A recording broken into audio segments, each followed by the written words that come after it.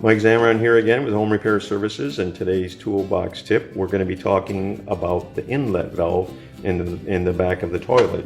That is this apparatus, and we'll show you how to know if it needs to be changed and how. They might not be adjusted properly. Maybe we don't have enough water in there. Maybe we have too much. A lot of times when these are installed, if they're not adjusted properly, you kind of get what you take, because we don't know how. But they can be adjusted in the top of these. And I can show you this one right here. This is the float, and it moves up and down as the water comes into it. And then on top of this is this little plastic screw. You can put a flat screwdriver or a Phillips screwdriver in the top of it right there if you need to, if you can't get a hold of that with your fingertips. But what that does is it adjusts right here, and it raises and lowers this float. So then it'll just kick on and off at a different time. This little arm in the top is actually, imagine that like being a switch. So when the float comes up, it turns it off. And then as soon as it comes down, it opens it back up again. So if you think if it's not flushing properly, try turning this and see if you get some good results. If not, we'll teach you how to change. We tried to do the adjusting, and it's still bad. Typically, if you take the top off the toilet tank, and you see the water level all the way up here at the top of this overflow tube, that means that this thing is not shutting off, and the water just continually flows. You might see a little bit of movement down in the bowl from the water gradually coming in. So with that, you have a steady flow of water just cycling through. So to change this, you can change this water fill inlet valve. They cost $10 to $12, and they're universal. And what you get is this is just an example. You get a box like this, and it has everything that's needed inside of it. The little tube and all the washers and fittings. Take all that out, and there'll also be directions. But just a real quick walk through with it. I'm going to remove this one. So this is the shutoff valve coming up out of your floor. This is coming up to the bottom of the toilet tank. It comes right to the bottom of that inlet valve back there. So turn the water off.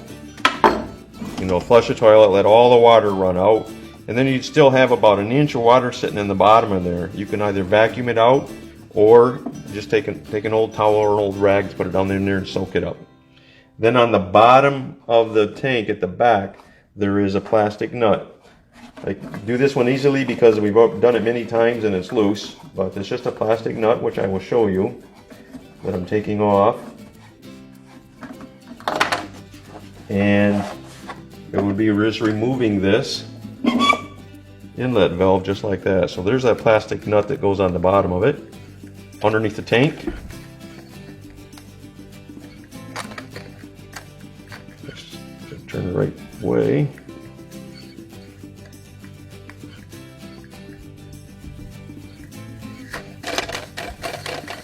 And then again, this is the line that goes down to the floor. So that's what I disconnected. Disconnect the line, take that plastic nut off, and then pull this right up out of there. You'd have your new one, and you would put this little black hose on, and you would put this rubber washer on the bottom of it, and you would just lower it down in there. I'll tell you what, I want to show you one more thing. There is a lock ring. These are adjustable for height, and I'll show you that once we put it inside. But this little lock ring just snaps up and down, and that allows you to move this whole unit up and down to adjust it properly. I'm putting that in there, putting that little lock nut back on,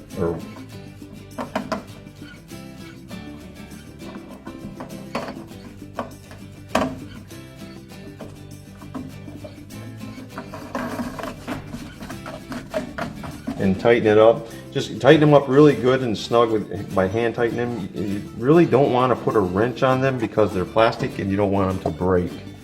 So that little ring that lock ring right there, I got that loose, and right now what we want to do is pull this unit up. It'll actually move up and down on that, just like that. And once I get it to the height I want, then I push that snap ring back down. What determines the height is where this tube comes out, this hole. It needs to be just above this overflow tube. You don't want it down there. You don't need it all the way up to the top, but you put it just above this overflow tube. If you imagine that going straight out, that's right where it needs to be. Then I just push that snap ring, and hold it with two hands, but push the snap ring back down and it locked it in place. Then you would hook up this overflow tube. I mean this little. So if this is here in case there's extra water comes through, it just dumps into the tank. And this goes on just like that. It would be easy to put this on wrong only if I put this on the other side. You notice how this black tube comes down over this hole. If I put this on and it's over here, well, obviously I did it wrong, but I see a lot of those out there. So you want to put it just like that. Tighten everything up, and then you can just now adjust this new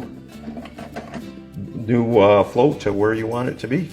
And you just installed an inlet valve. Maybe it'll take you an hour, but you did it yourself.